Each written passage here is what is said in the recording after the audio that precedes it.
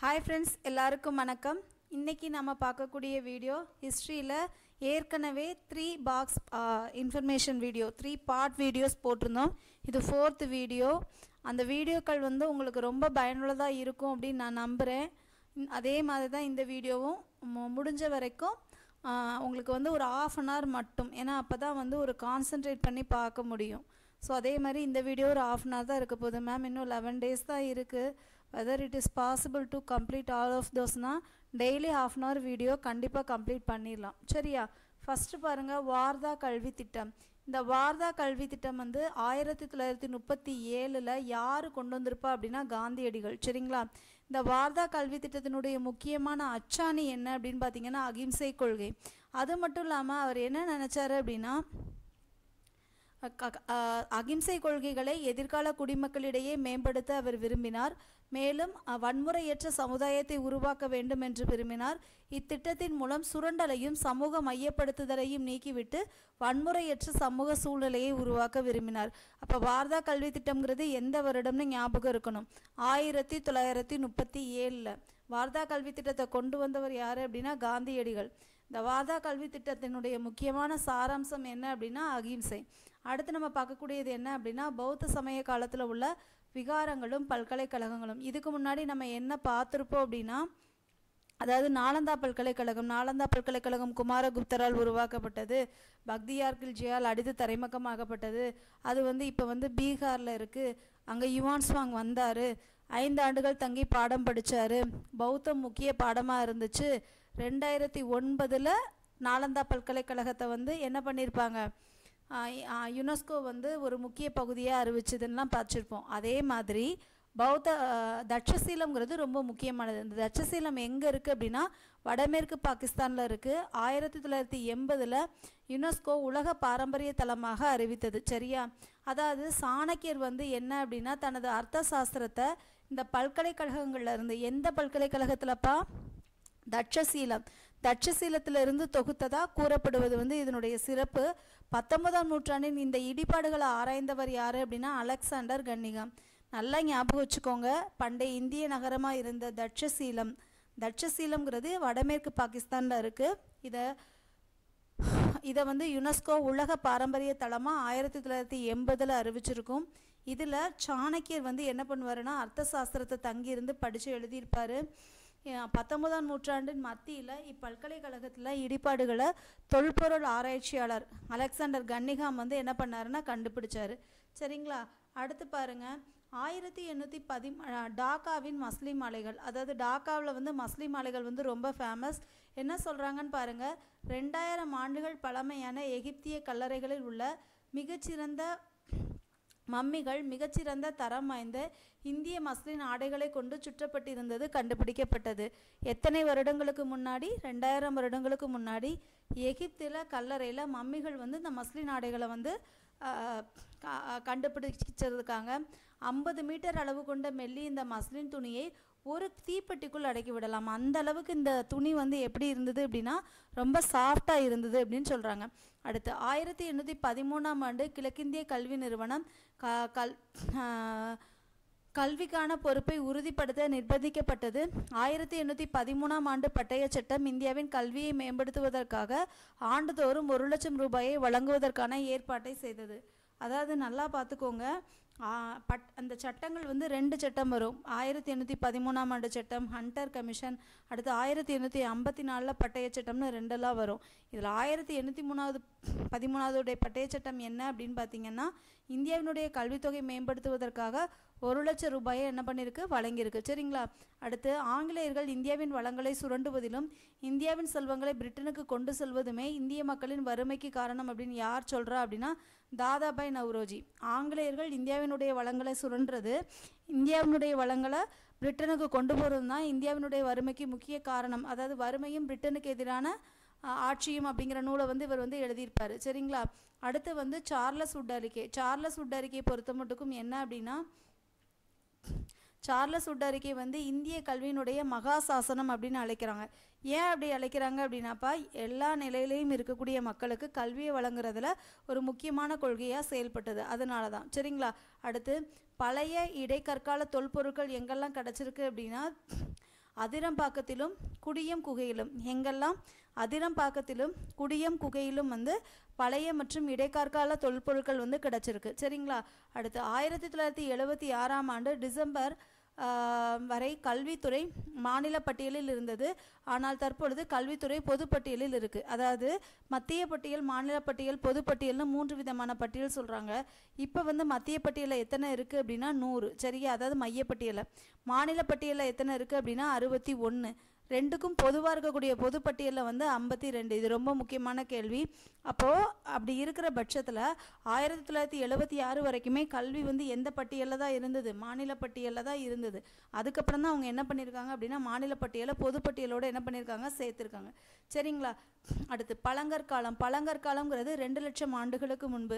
அதனுடைய முக்கியமான கூறு என்னன்னு பார்த்தீங்கன்னா கைக்கோடாரி, வெட்டுக்கிளி, வேட்டையாடுதல். அடுத்து இடைக்கற்காலம். இடைக்கற்காலங்கிறது 8000 முதல் 1300 வரை.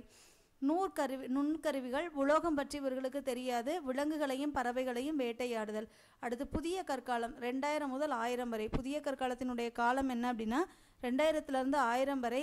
மெருகேற்றப்பட்ட கற்கோடாரிகள், நுண்கருவிகள், விலங்குகளை பழக்குதல், பயிரிடுதல், குழுக்களின் பெருக்கம், வேட்டையாடுதல், உணவு சேகரிப்போர், மேய்ச்சல் சமூகத்தினர் என இருவிதமான குழுக்களும் ஒரே சமயத்தில் வாழ்ந்தன. அடுத்து இரும்பு காலம். இரும்பு காலம்ங்கிறது எந்த காலம் அப்படின்னா 1300 முதல் பொது ஆண்டு 500 வரை. இதுங்க என்ன பண்ணாங்க அப்படின்னா ஈமச்சடங்குகள் முறையெல்லாம் எந்த காலத்தில் தொடங்குச்சுன்னு கேள்வி கேட்கலாம். ஈமச்சடங்கு முறையில் எந்த காலத்தில் தோன்றுச்சு அப்படின்னா இரும்பு காலத்தில் தான் தோன்றுச்சு.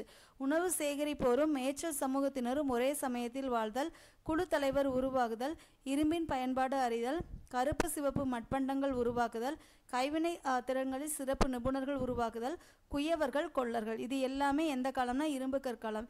இரும்பு கற்காலத்தில் ஃபஸ்ட்டு இரும்பின் பயன்பாடு அறிஞ்சிருந்தாங்க.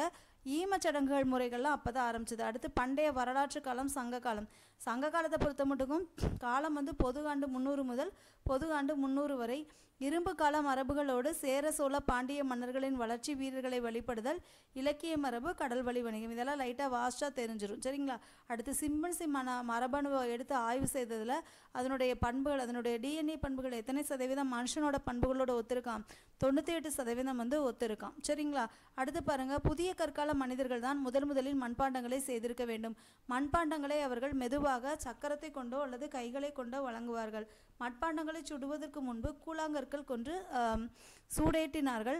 அதனை மெருகிடுதல் என்பர். அதாவது புதிய கற்கால மனிதர்கள் தான் முதல்ல எதை செஞ்சுருக்கணும்? மண்பாண்டங்களை செஞ்சுருக்கணும். அதாவது சக்கரம் மூலமாவோ கை மூலமாவோ. அது மட்டும் இல்லாமல் கற்களை வச்சு அழகாக மெருகிடெல்லாம் செஞ்சுருக்காங்க. சரிங்களா? அதுக்கு இங்கிலீஷில் என்ன பேர் அப்படின்னா பர்னிஷிங் அப்படின்னு பேர். அடுத்து பாருங்கள், சர் ராபர்ட் ப்ரூஸ்வுட் இந்தியாவின் முதல் பழங்கால கருவியை பல்லாவரத்தில் கண்டுபிடித்தார். இதில் முதலாக பழங்கால கருவியை கண்டுபிடிச்சவர் யார் அப்படின்னா சர் ராபர்ட் ப்ரூஸ்வுட் அப்படிங்கிறவர் முதல்ல பழங்கால கருவியை வந்து என்ன பண்ணுறாரு அப்படின்னா கண்டுபிடிச்சிருக்காரு. அடுத்து பாருங்கள், தொல்பழங்காலத்திற்கு எழுத்துப்பூர்வ சான்றுகள் கிடையாது. வரலாற்று காலத்திற்கு எழுத்துப்பூர்வமான சான்றுகளும் உண்டு, தொல்லியல் சான்றுகளும் உண்டு. இங்கே பாருங்கப்பா, தொல்பழங்காலத்திற்கு வந்து எழுத்துப்பூர்வமான சான்றுகள் எதுவுமே நமக்கு கிடைக்கல. ஆனால் வரலாற்று காலத்திற்கு வந்து என்ன இருக்குது? எழுத்துப்பூர்வமான சான்றுகள் வந்து இருக்குது அப்படின்னு சொல்கிறாங்க. அடுத்து பாருங்கள், பேப்பர் என்ற சொல் பேப்ரஸ் என்ற தாவரத்தின் சொல்லிலிருந்து வந்தது. எகிப்தியர்கள் காகித நாணல் என்ற தாவர தண்டிலிருந்து தாள்களை தயாரித்தனர். இத்தாவரம் நைல் பள்ளத்தாக்கில் அதிக அளவு வளர்ந்தது. அதாவது பேப்பர் அப்படிங்கிற சொல் வந்து பேப்ரஸ் அப்படிங்கிற தாவரத்தினுடைய பெயர்லேருந்து வந்தது. எகிப்தியர்கள் வந்து என்ன பண்ணாங்க அப்படின்னா காகித நாணல் என்ற தாவர தண்டிலிருந்து இந்த தாள்களை தயாரித்தாங்க. இந்த தாவரம் வந்து எந்த பள்ளத்தாக்கில் அதிக அளவு வளர்ந்துச்சு அப்படின்னா நைல் பள்ளத்தாக்கில் அதிக அளவு வளர்ந்துச்சு. அடுத்து பாருங்கள், எகிப்திய மம்மிகள். பதப்படுத்தப்பட்ட இறந்த உடல் மம்மிகள். எகிப்திய மம்மிகள் இறந்தவர்களின் உடலை sodium carbonate, sodium bicarbonate ஆகியவற்றின் கலவையான நட்ரன் உப்பு என்ற ஒரு வகை உப்பை வைத்து பாதுகாக்கும் பழக்கம் எகிப்தியரிடையே இருந்தது. என்ன வகை உப்பு? நாட்ரன். சரியா? 40 ஆண்டுகளுக்கு பிறகு உப்பு உடலின் ஈரப்பதம் அனைத்தையும் உறிஞ்சிய பின்னர் உடலை மரத்தூளால் நிரப்பி லினின் துண்டுகளால் சுற்றி துணியால் மூடி வைத்து விடுவார்கள். உடலை சார்கோபாஸ் எனப்படும் கல்லாலான சவப்பெட்டியில் பாதுகாப்பார்கள். எந்த சவப்பெட்டியில் பாதுகாப்பாங்களா? சார்கோபஸ் அப்படிங்கிற சவப்பெட்டியில். அடுத்து பாருங்கள், கில்காமிஷ் காவியம்தான் உலகின் முதல் காவியமாக இருக்கலாம். உலகில் முதல் காவியம் எது அப்படின்னு பார்த்தீங்கன்னா கில்காமெஷ். உலகின் முழு முதல் காவியம் எது அப்படின்னா கில்காமெஷ். பண்டைய சுமேரியாவில் கியூனிஃபார்ம் எழுத்து முறையை கொண்டு 12 களிமண் பலகைகளில் எழுதப்பட்டிருந்தது. எத்தனை களிமண் பலகைகள் எழுதியிருக்காங்கப்பா? 12 களிமண் பலகையில் எழுதியிருக்காங்க. அடுத்து அக்காட் நகரம் தான் பாபிலோன் என்று அழைக்கப்பட்டது. பாபிலோனோட இன்னொரு பேர் என்ன பேருப்பா? அக்காட் நகரம். பாபிலோனோட இன்னொரு பேர் அக்காட் நகரம். இது மேற்காசியாவின் வணிக பண்பாட்டு மையமாக திகழ்ந்தது. இது மேற்காசியாவினுடைய எந்த பண்பாட்டு மையமாக திகழ்ந்தது அப்படின்னா வணிக பண்பாட்டு மையமாக திகழ்ந்திருக்கு. அடுத்து பாருங்க சிகுராட். சிகுராட் அப்படிங்கிறது பண்டைய மெசபடோமியாவில் காணப்படும் பிரமிட் வடிவ நினைவிடங்கள் ஆகும். மிகவும் புகழ்பெற்ற சிகுராட் ஊர் என்ற நகரில் காணப்படுகிறது. இது என்ன அப்படின்னா பிரமிட் வடிவ நினைவிடங்களை தான் நம்ம என்ன பெயரில் அழைப்போம் அப்படின்னா சிகுராட். பிரமிட் வடிவ நினைவிடங்களை எப்படி அழைப்போம்? சிகுராட்னு அழைப்போம். உலகத்தில் மிகவும் புகழ்பெற்ற இந்த சிகுராட் நகரில் தான் இது காணப்படுது. சரியா? அடுத்து பாருங்க ஹரப்பா முதலில் கண்டுபிடிக்கப்பட்ட இடம் என்பதால் சிந்து சமவெளி நாகரிகம் ஹரப்பா நாகரிகம் என்றும் அழைக்கப்படுகிறது. சிந்து சமவெளி நாகரிகத்தை வந்து என்ன சொன்னாங்க? ஹரப்பா நாகரிகம்னு சொன்னாங்க.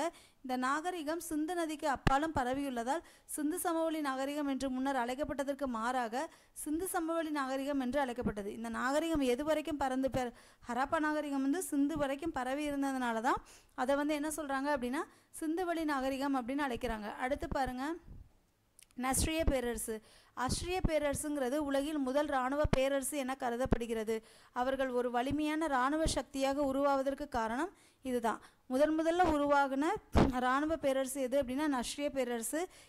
அவங்க சக்தியாக உருவாவதற்கு காரணம் இரும்பு தொழில்நுட்பத்தை நன்கு பயன்படுத்தியதுதான்.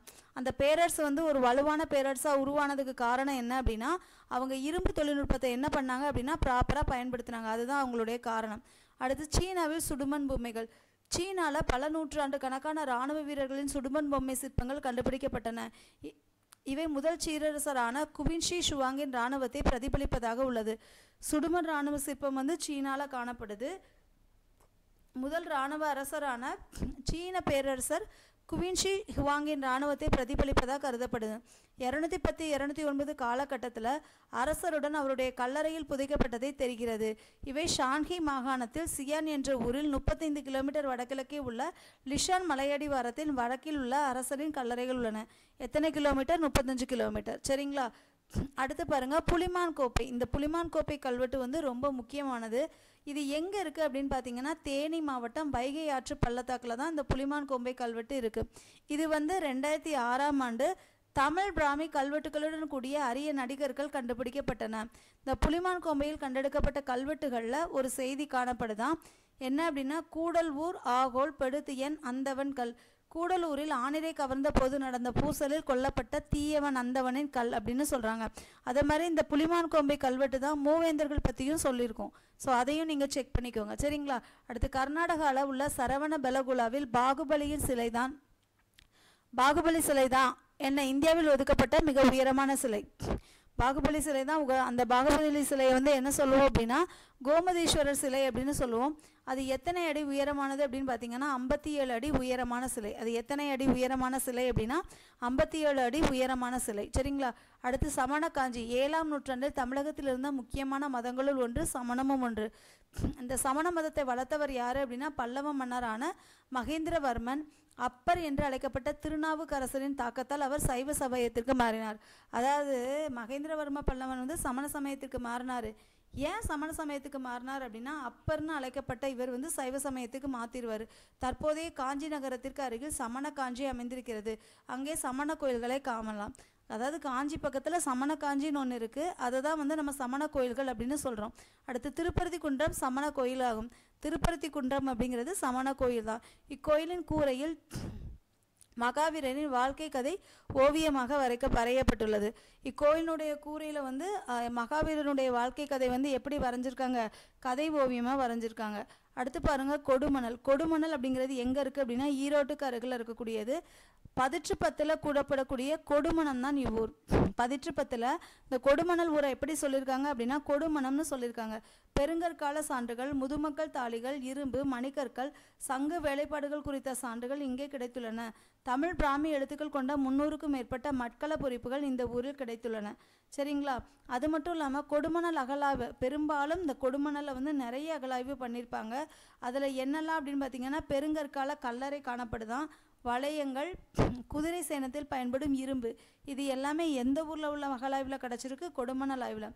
மதுரையிலிருந்து ராமேஸ்வரம் செல்லும் சாலையில் சிலைமான் என்ற ஊருக்கு அடியில் கீழடி உள்ளது. சிலைமான் அப்படிங்கிற ஊருக்கு இங்கே பள்ளிச்சந்தை திடல் என்று அழைக்கப்படும் பரந்த தென்னந்தோப்பில் தொல்லியல் ஆய்வுத்துறையினர் மேற்கண்ட அகழாய்வுகளின் மூலம் சங்க காலத்து நகரம் புதையுண்டிருப்பது கண்டறியப்பட்டுள்ளது.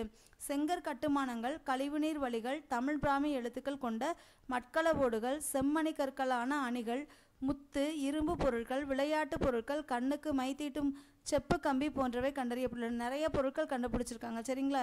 செங்கல் கட்டுமானங்கள்லாம் எதில் அப்படின்னா கீழடி. மேம் இதில் பாக்ஸ்லையுமே எங்களுக்கு நிறைய ஞாபகம் இல்லை அப்படின்னா நீங்கள் பொண்ணு பண்ணுங்க, அந்த பாக்ஸுக்கு கீழே கொடுத்துருப்பாங்க. செங்கல் கட்டுமானங்கள் எது? கீழடியில் தான் காணப்படுது. அதை மாதிரி பார்த்து வச்சுக்கோங்க. சரியா? அடுத்து பாருங்கள், வட இந்தியாவில் வடக்கே காபுல் பள்ளத்தாக்கிலிருந்து தெற்கே கோதாவரி வரை பரவியுள்ளது. இங்கு காசி, கோசலம், அங்கதம், மகதம், அதாவது 16 மகாஜனபதங்கள் இருக்கு இல்லையா, அதை தான் சொல்கிறாங்க. என்ன அப்படின்னா காசி, கோசலம், அங்கம், மகதம், வஞ்சி, மல்லா, சேதி, வட்சா, குரு, பாஞ்சாலம், மத்சயம், சூரசேனம், ஆசாகம், அவந்தி, காந்தாரம், கபஜம். இது 16 வகையான மகாஜனபதங்கள் இருந்ததாக சொல்கிறாங்க. அடுத்து ஈரானின் அசிரிய பேரரசும் இந்தியாவின் மகத பேரரசும் உருவாக இரும்பு கலப்பை விவசாயம் வழிவகுத்தது. ரொம்ப முக்கியமான கேள்வி. ஈரானில் முதல் பேரரசான என்னது? நஸ்ரிய பேரரசுன்னு சொன்னாங்கல்ல, அதுவும் இந்தியாவில் மகத பேரரசு உருவாகிறதுக்கு முக்கிய காரணமாக இருந்தது. எது உருவாக காரணமாக இருந்தது அப்படின்னா விவசாயம்தான். சரியா? அடுத்து 4 சிங்கங்களை கொண்ட நமது சின்னம் சாரநாத்தில் உள்ள அசோக தூணை பிரதிபலிக்கும் விதமாக தேர்வு செய்யப்பட்டுள்ளது. இது சாரநாத்தில் உள்ள தூண். சரியா? அடுத்து சந்திரகுப்தரின் அமைச்சரான சாணக்கியர் அர்த்தசாஸ்திரம் என்ற நூலை எழுதினார். இது மௌரிய நிர்வாகம் பற்றி விரிவாக எடுத்துரைக்கிறது. இதுவும் நமக்கு தெரியும். சந்திரகுப்தனுடைய அமைச்சர் தான் யார் அப்படின்னா சாணக்கியர். இவர் அர்த்தசாஸ்திரம் அப்படிங்கிற நூலை எழுதுறாரு, மௌரிய ஆட்சி நிர்வாகத்தை பற்றி. இதுக்கு முன்னாடி கூட ஒரு பாக்ஸ் இன்ஃபர்மேஷன் பார்த்துருந்தோம். சாணக்கியர் அர்த்தசாஸ்திரத்தை எங்கே உட்காந்து எழுதுவார்? தட்சசீலம் பல்கலைக்கழகத்தில் எழுதுவாருன்னு பார்த்தோம்ல, அதுதான். சரியா? அடுத்து பாருங்கள், மொத்தம் 33 கல்வெட்டுகளில் 14 கல்வெட்டுகள் பாறை கல்வெட்டுகள், 7 தூண்கள் பிரகடனங்கள், 2 கலிங்க வெட்டுகள், இவை போக சிறுபாறை கல்வெட்டுகளும் தூண் பிரகடனங்களும் உள்ளன. மௌரிய பேரரசு பற்றி குறிப்பாக அசோகர் தமது ஆட்சியை பற்றி அறிய இவை மிகவும் நம்பகமான ஆதாரங்களாக திகழ்கிறது. அதாவது அசோகரை பற்றி தெரிஞ்சுக்கணும். ஏன்னா அவர் சந்திரகுப்த மௌரிய வம்சத்தை சார்ந்தவர். அவரை பற்றி தெரிஞ்சுக்கிடணும் அப்படின்னா மொத்தம் 33 கல்வெட்டு இருக்கா. இது ரொம்ப இம்பார்ட்டண்டான கொஸ்டின், பார்த்துக்கோங்க. மொத்தம் 33 கல்வெட்டு இருந்ததான். அதில் 14 முக்கியமான பாறை கல்வெட்டு, 14 பாறை கல்வெட்டு, 7 பிரகடனங்கள், 2 கலிங்க கல்வெட்டுகள், இது போக சிறு பாறை கல்வெட்டுகள் இதெல்லாமே இருந்ததாகவும் சொல்கிறாங்க. சரிங்களா? அடுத்து பாருங்கள், பண்டைய கிரீஸ் மற்றும் ரோமை உள்ளடக்கிய செவ்வியல் உலகம் ஒன்றுடன் ஒன்று பின்னி பிணைந்த பண்டைய கிரேக்க நகரங்களை உள்ளடக்கிய காலமே செவ்வியல் காலம். செவ்வியல் காலம்ங்கிறது கிரீஸ் ரோமை உள்ளடக்கிய காலம்தான் செவ்வியல் காலம். அது மட்டும் கிரேக்க ரொமானிய காலம்னு அறிகிறோம். சரிங்களா? அடுத்து பாருங்கள், மக்களாட்சி என்னும் சொல்லின் பொருள் மக்களை ஆட்சி புரிவதாகும். ஆனால் நடைமுறையில் மெடிக்ஸ் என்று அழைக்கப்பட்ட அடிமைகள், பெண்கள் நகரில் தங்கியிராதவர்கள் ஆகியோர் விலக்கியே வைக்கப்பட்டிருந்தனர். மக்களாட்சி அப்படிங்கிறது மக்களை ஆட்சி புரிவது. ஆனால் அடிமைகள், பெண்கள், அந்த நகரில் தங்கி இல்லாதவங்க, அதாவது கைவினை கலைஞர்கள், வணிகர்கள்லாம் தங்கியிருக்க மாட்டாங்க. அவங்களெல்லாம் இந்த கணக்கில் என்ன பண்ணல, எடுத்துக்கிடலை. சரியா? அடுத்து கிரேக்கத்தில் ஆளும் வர்க்கம் நிலங்களை கட்டுப்படுத்தியது. அடிமைகள் நிலங்களில் பாடுபட்டனர். அடிமைகளை கொண்டிருப்பது என்பது ஒரு நாகரிக வாழ்வின் அவசியம் என கிரேக்க எழுத்தாளர்களும் தத்துவ ஞானிகளும் கருதினர். ஆண்டானுக்கும் அடிமைக்குமான உறவை அரிஸ்டாட்டில் கணவனுக்குமான மனைவிக்கும் தந்தைக்கும் பிள்ளைகளுக்குமான உறவை ஒப்பிடுகிறார். அதாவது ஆண்டானுக்கும் அடிமைக்குமான உறவை அரிஸ்டாட்டில் எதுக்கும் உடமான உறவாக உட்படுறாரு, கணவனுக்கும் மனைவிக்கும் உண்டான உறவாக உட்படுறாரு. சரிங்களா? அடுத்து பாருங்கள், பெரிக்லிஸுக்கு பிறகு வந்த அரசாங்கம் உண்மையை கண்டறிய சாக்ரட்டிஸ் முன்வைத்த வழிமுறைகளை நம்பவில்லை. அரசால் அங்கீகரிக்கப்பட்ட கடவுள்களை சாக்ரட்டிஸ் ஏற்றுக்கொள்ள மறுத்தார். அரசு என்னென்ன மதங்கள்லாம் சொல்லுதோ, என்னென்ன கடவுள்லாம் சொல்லுதோ அதெல்லாம் யார் மறுத்துட்டாராம்? சாக்ரட்டிஸ் மறுத்துட்டாரு என்றும் இளைஞர்களை தவறான சிந்தனைக்கு இட்டு சென்றார் என்றும் குற்றஞ்சாட்டப்பட்டு விசாரணை உட்பட்டார். நீதிமன்ற குழு நடுவர் சாக்ரட்டிஸை குற்றவாளி என தீர்மானித்து அவரை விஷம் அருந்திவிட்டு இறந்து போகும்படி தீர்ப்பும் அளித்தது. அதாவது பெரிக்லிஸ்க்கு பின்னாடி வந்த ஒரு அரசாங்கம் என்ன சொல்லுது, அந்த அரசாங்கம் சொன்ன கடவுளை அவர் நம்பலை. அதனால் அவர் மீது ஒரு குற்றத்தை போடுறாங்க. அவரும் என்ன பண்ணுறாரு, அவருக்கு தண்டனை என்னவாக இருந்ததாம், விஷம் குடித்து சாகிற மாதிரி. அடுத்து பாருங்கள், அலெக்சாண்டரின் இறப்புக்கு பின்னர் பண்பாடு மிக விரைவாக வளர்ந்தது. வரலாற்று அறிஞர்கள் கிமு 321 ஹெலனிஸ்டிக் நாகரிகம் என்கிறார். அதாவது அலெக்சாண்டர் இறப்பிற்கு பிறகான நாகரிகத்தை வந்து எப்படி அழைக்கிறாங்க? ஹெலனிஸ்டிக் நாகரிகம் அப்படின்னு அழைக்கிறாங்க. அடுத்து பாருங்க, கிரேக்கத்தை காட்டிலும் ரோமில் தான் அடிமைகளின் கிளர்ச்சிகள் அதிகம் நடந்தன. ஸ்பாடகஸின் கிளர்ச்சி அவற்றில் புகழ் பெற்றதாகும். அதாவது கிரேக்கத்தை காட்டிலும் எங்கே அடிமைகள் கிளர்ச்சி அதிகமாக இருந்துச்சு அப்படின்னா ரோமில் தான் அதிகமாக இருந்துச்சு. 70,000 அடிமைகள் பங்கேற்ற அக்கிளர்ச்சி 73 தொடங்கியது. இப்புரட்சி ரோமின் அதிகாரத்தை அச்சம் கொள்ள வைத்தது. ஆனாலும் இறுதியில் ஸ்பார்டகஸ் கொல்லப்பட்டு புரட்சி ஒடுக்கப்பட்டது. ஸ்பார்டகேட்டை பின்பற்றிய 6,000 புரட்சியாளர்களும் கொல்லப்பட்டார். அதாவதுப்பா என்னென்னா, கிரேக்கத்தை காட்டிலும் ரோமில் தான் வந்து அடிமைகளுடைய கிளர்ச்சி ஆரம்பிச்சது. அதில் புகழ் பெற்றது எது அப்படின்னு பார்த்தீங்க அப்படின்னா ஸ்பார்டகஸ். அவரை என்ன பண்ணாங்க? கொன்றுவாங்க. கொன்று அவரை ஃபாலோ பண்ண 6,000 பேரை என்ன பண்ணிடுவாங்கன்னா தூக்கு தண்டனை வந்து என்ன பண்ணிடுவாங்க? கொடுத்துருவாங்க. சரிங்களா? அடுத்து பாருங்கள், பண்பாட்டில் பின்தங்கியவர்கள். முற்றிலும் வேறுபட்ட நாடுகளைச் சேர்ந்த அல்லது பண்பாட்டைச் சேர்ந்த மக்கள் குழுவினர் தங்களை காட்டிலும் குறைவான பண்பாட்டு வளர்ச்சியை கொண்டவர்கள் எனவும் தங்களை காட்டிலும் அதிக வன்முறை குணம் கொண்டவர்களும் எனவும் ரோமானியர்களால் கருதப்பட்டவர்கள். இது ரோமானிய முறையில் காணப்பட்டது. ரோமானிய முறையில் பாகுபாடோடு காணப்பட்டது. அதுதான் பண்பாட்டில் பின்தங்கியவர்கள். அடுத்து பட்டு வழித்தடம் அல்லது பட்டுப்பாதை. இது எங்கேருந்து எங்கே இருக்குது அப்படின்னு பார்த்தீங்கன்னா சீனாவிலிருந்து ஆசியா மைனர் மற்றும் இந்தியா வரையிலான வணிக வழித்தடம் பட்டுப்பாதை, பட்டுச்சாலை, பட்டு வழித்தடம். எது? பட்டுச்சாலை, பட்டு வழித்தடம், பட்டுப்பாதை. இது சீனாவை மேலவை நாடுகளோடு இணைக்கிறது. இப்பாதை வழியாக இருபெரும் நாகரிகங்களான சீனா மற்றும் ரோம் ஆகியவற்றிற்கிடையே பண்டங்களும் கருத்துக்களும் பரிமாறிக்கொள்ளப்பட்டன. பட்டு வழித்தடம்னா என்னது? சீனாவிலேருந்து ஆசியா மைனர் மற்றும் இந்தியா வரையிலான வணிக வழித்தடம். இதை எப்படி சொல்லுவோம்? பட்டுப்பாதை, பட்டுச்சாலை, பட்டு வழித்தடம். இது மட்டும் பாருங்கள். சரிங்களா? அடுத்து ஓகே, இன்றைக்கி நம்ம பார்த்த வரைக்கும் போதும். சரிங்களா? இதே வந்து ஆல்மோஸ்ட் 20 மினிட்ஸ்க்கு மேலே வந்திருக்கும்னு நினைக்கிறேன். கண்டிப்பாக வந்திருக்கும். இந்த பாட்டு அப்லோட் ஆகும். அந்த பாட்டு மேபி அந்த பாட்டு அப்லோட் பண்ண காலையில் அப்லோட் பண்ணோம் அப்படின்னா ஈவினிங்கே நான் இன்னொரு பாட்டும் உங்களுக்கு அப்லோட் பண்ணிடுறேன். சரிங்களா? இந்த வீடியோ வந்து உங்களுக்கு ரொம்ப யூஸ்ஃபுல்லாக இருக்கும்னு நினைக்கிறேன். இதில் ரொம்ப ரொம்ப முக்கியமான கண்டென்ட் நிறையா இருக்குது. ஸோ கொஞ்சம் தெளிவாக படிச்சுக்கோங்க. ரிவிஷன் வந்து இதை பண்ணால் போதும். சரியா? நம்ம 12th வரைக்கும் போட போகிறோம். கண்டிப்பாக போட்டுருவோம். சரிங்க? அதை பற்றி நீங்கள் வரி பண்ண வேண்டாம். பாசிட்டிவாக படிங்க. இதுக்கு முன்னாடி ஒரு மோட்டிவேஷன் வீடியோவும் வந்திருக்கும். அந்த வீடியோவில் வந்து நான் சொன்னது வந்து யாரும் தப்பாக எதுவும் எடுத்துக்க வேண்டாம். ஏன்னா அசால்ட்டாக இருக்க வேணாம். அட் த சேம் டைம் வந்து கான்ஷியஸாக இருங்க அப்படின்னு தான் நான் சொன்னேன். சரிங்களா? சரிப்பா, அடுத்து ஒரு நல்ல வீடியோவோட நல்ல கண்டென்ட்டோட சந்திக்கலாம். தேங்க்யூ.